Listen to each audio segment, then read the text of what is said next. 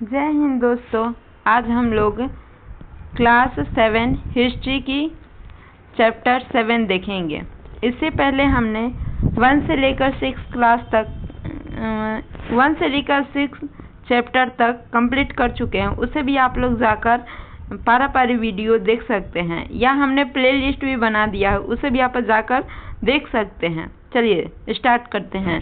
History की class है और इसे आसान भाषा में समझने की कोशिश करेंगे। आप लोग लाइक शेयर और सब्सक्राइब कर दीजिएगा और अपने दोस्तों को भी शेयर कर दीजिएगा। चलिए स्टार्ट करते हैं।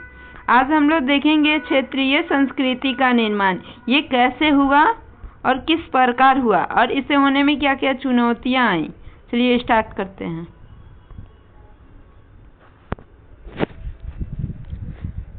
लोगों का वर्णन करने का एक सबसे सामान्य तरीका है उनकी बोलचाल की भाषा। उन्हें परिभाषित करना। जब हम किसी व्यक्ति को तमिल या उड़िया कहते हैं तो आमतौर पर इसका अर्थ होता है वह तमिल अथवा उड़िया भाषा बोलता है। मतलब जो व्यक्ति उड़िया भाषा बोलता है या तमिल भाषा बोलता है, इसीलिए हम उसे उस नाम से बुलाते हैं। और तमिल या उड़िया में रहता है या तमिलनाडु में या उड़ीसा में रहता है, इसीलिए हम उन्हें उड़िया बोलते हैं। इसी तरह से हम प्रत्येक क्षेत्र को कुछ खास किस्म के भोजन, वस्त्र, काव्य, नृत्य मतलब डांस होता है, नाच होता है, संगीत और चित्रकला से जोड़ सकते हैं। कभी कभी हम इन स्मृतियों को मान कर चलते हैं और सोचते हैं कि ये युगांतर से अस्तित्व में है, किंतु भिन्न भिन्न क्षेत्रों के बीच विभाजन सीमा के बनने में समय, भूमिका मतलब हर एक चीज को बनने में समय और भूमिका दोनों लगता है, भूमिका रही है, जिन्हें हम आज क्षेत्रीय संस्कृति समझते हैं।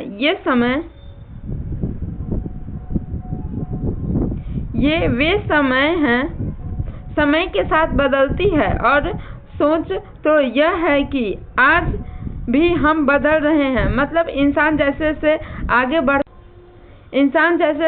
बढ़ता है, चेंज करता है, परिवर्तन होते जाता है। यहाँ तक कि हम एक जगह से दूसरी जगह जाते हैं तो हमारे भाषा में भी परिवर्तन होता है। जैसे बिहार में ही देख लीजिए, पटना साइड के जो लोग हैं वो मगही बोलते हैं, और उसके बाद आरा साइड में जाइएगा तो उधर लोग भोजपुरी बोलते हैं, मिथिलांचल में जाइएगा तो मैथिली बोलते हैं। इसी प्रकार हर एक पूरे बिहार में ही केवल इतनी सारी भाषाएं, यहाँ तक और भी भाषाएं अलग अलग बोली जाती हैं। मैथिली बोली जाती है, कोंकणी बोली जाती है, कोई संस्कृत बोलता है, कोई उर्दू बोलता है। तो मतलब हर एक जगह पर अलग अलग भाषाएं आती हैं और परिवर्तन होते रहता है एक जगह से दूसरी जगह जाने पे। समाज, संस्कृति, हर एक चीज में परिवर्तन होता है। ये क्षेत्रीय संस्कृति जटिल प्रक्रिया से विकसित होती है। इस प्रक्रिया के तहत स्थानीय परंपराओं और उपमहाद्वीप के अन्य भागों में विचारों का आदान प्रदान हुआ। मतलब एक दूसरे से मिलने से संपन्न हुआ। जैसे हम लोग कहीं जाते हैं तो अपनी चीजें उनको कुछ सिखाते हैं या उनकी चीजें हम लोग कुछ सीख कर आते हैं, तो एक दूसरे को संपन्न बनाया।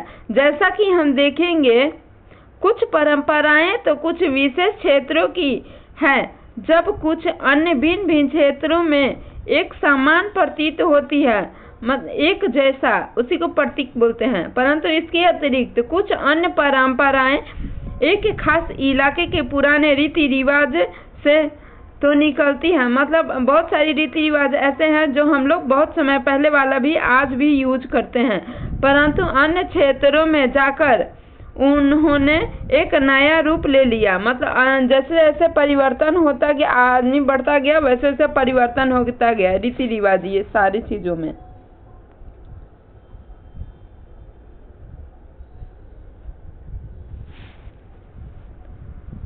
चेर और मलयालम भाषा का विकास। आइए भाषा और इस क्षेत्र के बीच अंतर संबंध एक उदाहरण से अपना विश्लेषण प्रारंभ करें।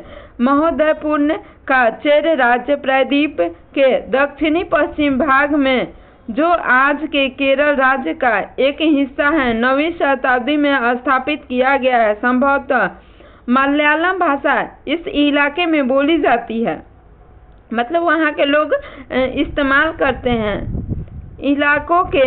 इलाकों ने मलयालम भाषा एवं लिपि का प्रयोग अपने अभिलेखों में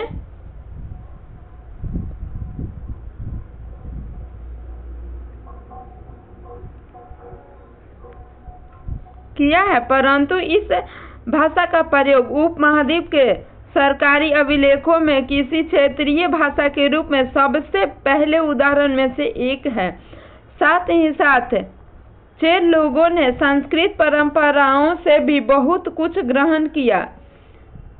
केरल का मंदिर रंगमंच, जिसकी परंपराएं इस युग तक खोजी जा चुकी है, मतलब पहले की चीजें खोजी जा चुकी है, संस्कृति के महाकाव्य पर आधारित था। मलयालम भाषा की पहली सांस्कृतिक रीतियां जो लगभग 12वीं शताब्दी की बताई जाती हैं, प्रत्यक्ष रूप से संस्कृत की श्रेणी है।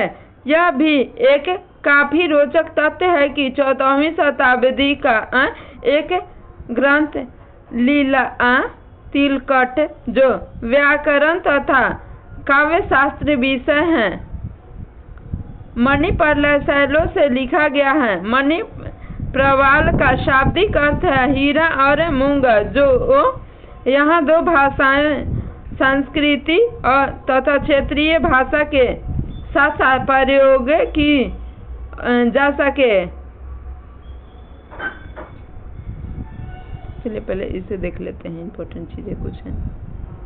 पता लगाएं कि आपके घर में आप जो भाषा बोलना चाहते हैं उनका लेखन में सर्वप्रथम कब प्रयोग हुआ। बालभद्र, सुभद्र और जगन्नाथ की लघु मूर्तियां तालपत्र की पांडुलिपियां उड़ीसा में है। देखिए ये है, यहाँ पर कुछ लिखा गया है। ये जगन्नाथ मंदिर की तस्वीर है। आप में से बताइएगा कौन कौन जगन्नाथ मंदिर गया है।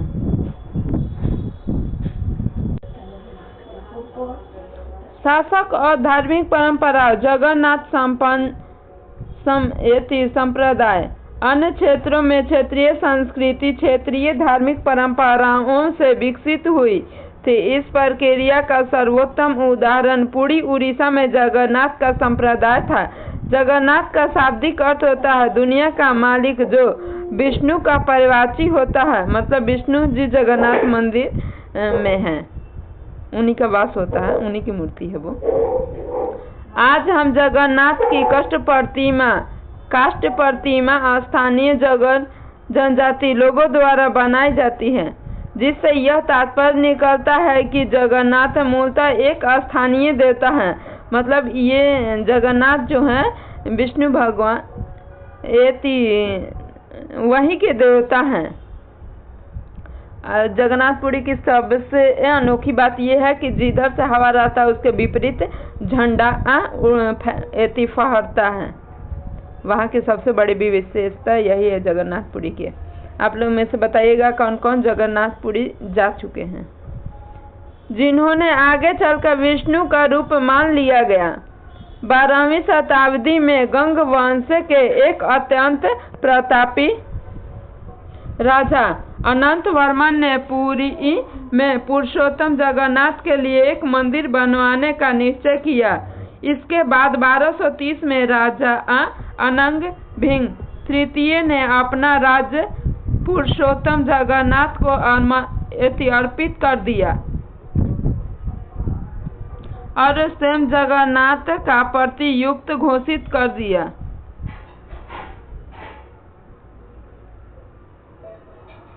मतलब उनको देखिए, ये जो झंडा दिख रहा है ना, जैसे हवा चलती है ना तो उसके विपरीत ये झंडा फहरता है।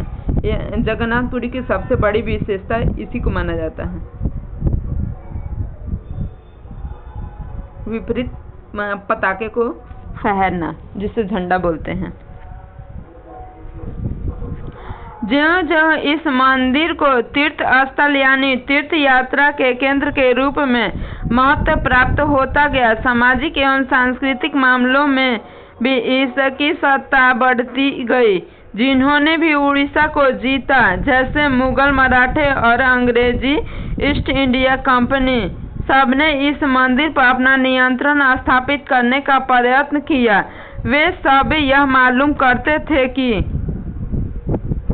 मंदिर पर नियंत्रण प्राप्त करने से स्थानीय जनता में उनका शासन स्वीकार हो जाएगा। चलिए वीडियो छोटा ही रखते हैं, इसके बाद हम लोग अगले वीडियो में देखेंगे राजपूत और शूरवीरता की परंपराएं। आप लोग लाइक शेयर और सब्सक्राइब कर दीजिएगा, अपने दोस्तों को भी शेयर कर दीजिएगा। जय हिंद, बाय।